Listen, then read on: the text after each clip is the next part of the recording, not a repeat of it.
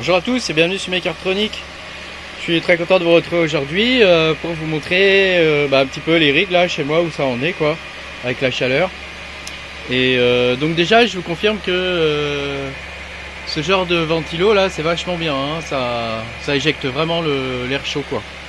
Et, parce que là c'est une pièce qui doit faire je sais pas moi peut-être 20 mètres carrés et ça suffit largement à garder la température dans les 33-34 degrés, donc c'est plutôt correct hein, vu que dehors il fait presque 40 voire plus en journée, c'est plutôt pas mal. Donc ça va chercher l'air chez moi en fait, hein, l'air est climatisé chez moi, donc ça va choper l'air climatisé chez moi, voilà.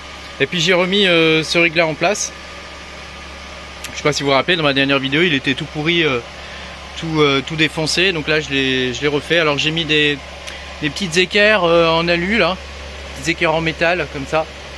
Voilà, donc c'est facile à poser et puis ça permet d'avoir un cadre fixe, hein. J'ai gardé quand même de l'impression 3D pour le bas là ici. Et puis ma foi voilà, ça fonctionne bien. De l'autre côté, alors vous voyez, avant je construisais mes rigs comme ça. Je mettais une barre d'alu aussi en haut comme ça, avec des impressions 3D. Là j'ai changé, j'ai mis un genre d'équerre comme ça là. Comme on voit là, hop, voilà, je vais y arriver. Comme on voit ici là, et c'est pas trop mal.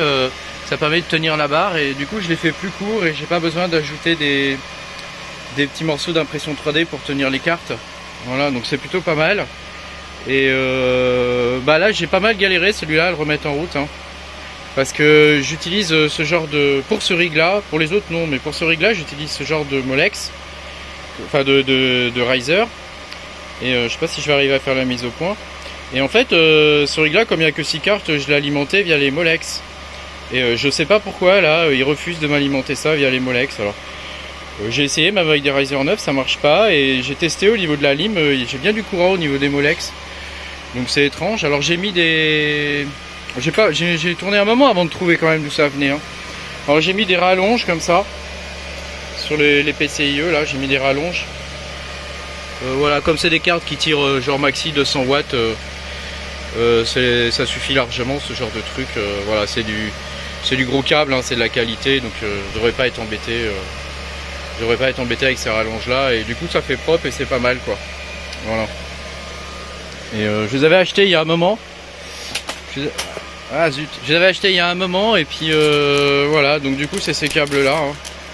Bon voilà, on voit pas très bien, mais enfin voilà, c'est ces trucs là quoi. Et ouais, je voulais vous montrer ça aussi, c'est des petits écrans. C'est des petits écrans. Alors celui-là, il est un petit peu trop petit celui-là. Ça se branche en USB. Et j'ai acheté ça sur AliExpress. Et ça permet de voir ce qui se passe quoi sur l'ordi quoi. C'est quand même pas trop mal. Et voilà, c'est pratique. Alors j'ai fait une petite impression 3D pour le tenir. Et puis sinon, j'ai ce genre d'écran. Alors je vais essayer de vous montrer. Voilà, je vais peut-être y arriver. Voilà, attends, j'y arrive. Ça y est, j'ai réussi. Voilà, j'ai ce genre d'écran. C'est pas mal aussi, ça permet de... Wow, reste là toi. Ça permet de... de voir grosso modo ce qui se passe sur l'ordi quoi. Hein, parce que ça peut être pas mal quand on fait de la maintenance et qu'on comprend pas trop ce qui se passe. Celui-là il est pas trop petit quoi. Voilà, ça coûte... je l'avais payé 80 balles sur AliExpress. Et voilà, c'est un 15 pouces. Et c'est quand même bien pratique quoi. Voilà.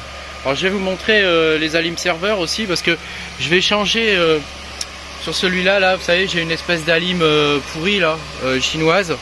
Je vais la changer, je vais mettre une alim serveur, donc je vais vous faire voir ça dans le bureau. Voilà, on est de retour dans le bureau, c'est un peu plus calme, hein, je suis pas obligé de gueuler pour que vous m'entendiez, pour que le téléphone il enregistre le truc. Alors je vais vous montrer les alim serveurs, un petit peu à quoi ça ressemble et pourquoi c'est bien. Donc ça ressemble à ça. Donc ça c'est une neuve hein, que j'ai reçue il n'y a pas très longtemps. Voilà. Donc ça ressemble à ça. Donc celle-ci c'est une HP. J'ai déjà une Dell qui fonctionne. Donc grosso modo comment ça marche, ici on branche le câble d'alimentation hein, derrière. Donc il vous en faut en RAM hein, parce que c'est pas fourni avec. Hein, donc ça c'est la première chose. Deuxième chose, comme vous pouvez le voir, il y a un tout petit ventilateur. Hein, donc si vous la chargez trop, le petit ventilateur il va se mettre à tourner et il fait un max de bruit quoi. Voilà. Alors de l'autre côté, comment c'est comme ça. Vous voyez, il y a une plaquette de PCB qui ressort. Et cette plaquette de PCB, bah comme ça, on peut rien en faire. Hein. Normalement, c'est mis dans les serveurs, c'est raqué comme ça, et la plaquette de PCB vient s'insérer dans un connecteur. Seulement là, évidemment, nous, on peut rien en faire. Alors, pour brancher ça, on utilise ce qu'on appelle une breakout board. Alors là, c'est neuf. Hein. Hop, je vais vous l'ouvrir pour vous montrer à quoi ça ressemble. Voilà, toc. Alors, un breakout board, ça ressemble à ça. Donc ça, c'est un système en fait qui permet d'aller récupérer le courant sur le truc, quoi, directement sur l'alimentation. Donc ça se plug, hein, on le rentre comme ça. Tac, voilà. Donc là, c'est plugué. Et donc ça permet d'alimenter en courant des câbles comme ça. Voilà. Donc c'est des câbles qui d'un côté ont 6 pins et de l'autre côté ils ont 8 pins. Vous voyez, comme ça. Voilà. Donc après ces câbles là on peut en faire ce qu'on en veut. Soit on les met directement sur un riser, hein. Soit on les met directement pour alimenter des risers, soit on peut venir alimenter directement la carte ici ou ici. Voilà. Donc sur cette breakout board il y en a 12. Voilà, il y a des breakout boards où il y en a un peu plus, où il y en a 18 ou 17, je sais plus. Voilà, j'en ai une autre où il y en a un peu plus. Ici, ça vous marque le courant, hein, donc normalement c'est du 12, un peu plus de 12 volts, hein, 12,1, 12,2 volts, hein, parce qu'il faut compter la résistance du câble. Hein. Donc plus votre câble est long, celui-là c'est un 60 cm, mais il y en a des plus longs. Il y en a qui font 1 mètre, donc il faut qu'ils soient plus gros les câbles.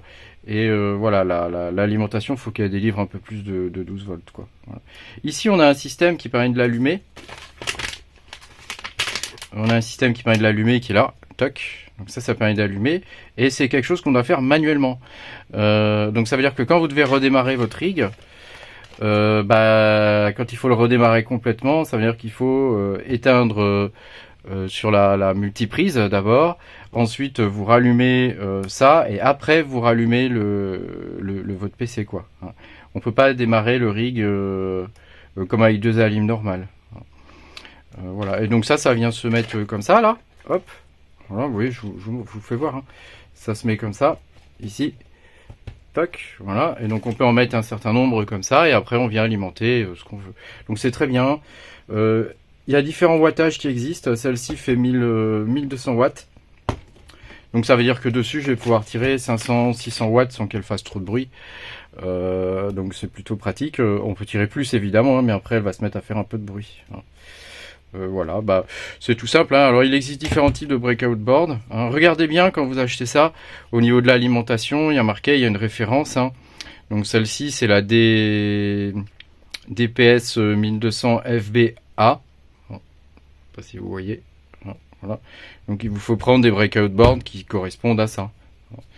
Donc celle-ci c'est vraiment la basique, quoi. Alors moi je fais une petite impression 3D pour soutenir le tout et puis pour poser ça dans mes rigs. Je vais vous montrer ça sur un de mes autres rigs où j'ai mis ça en place. Alors vous voyez sur ce rig il y a une alimentation normale qui est une 1200 watts et puis il y a une alimentation serveur qui est ici. Voilà. Et donc sur celle-ci, alors il y a un peu plus de pins, hein, sur celle-ci, il y a 18, je crois il y a 18, on peut en mettre jusqu'à 18 des câbles. Et donc tous les câbles sont branchés là, alors j'ai alimenté les risers d'abord, hein. Et puis comme j'en avais plus, j'ai alimenté certaines cartes hein, directement. Hein. Voilà, donc par contre mettez pas de fourche, hein, vous savez, là par exemple vous en voyez 2, c'est parce qu'il y en a 2, hein, il y a 2 câbles qui arrivent. Hein. J'ai pas mis de fourche et de trucs comme ça pour séparer. Et donc là c'est pareil, là il y en a un qui arrive et ici il y en a un. Donc c'est assez facile. Alors quand on éteint la machine, pour le coup il faut... Oula, il y a des trucs qui tombent. Quand on éteint la machine, pour le coup il faut éteindre d'abord ici, éteindre ensuite ici. Et après on rallume d'abord cette alimentation là et après on allume l'alimentation du rig. Voilà, c'est assez simple. Merci beaucoup d'avoir suivi cette vidéo. Pensez à mettre un petit pouce bleu hein, parce que moi ça m'aide. Et puis à bientôt hein, pour de nouvelles aventures. Salut!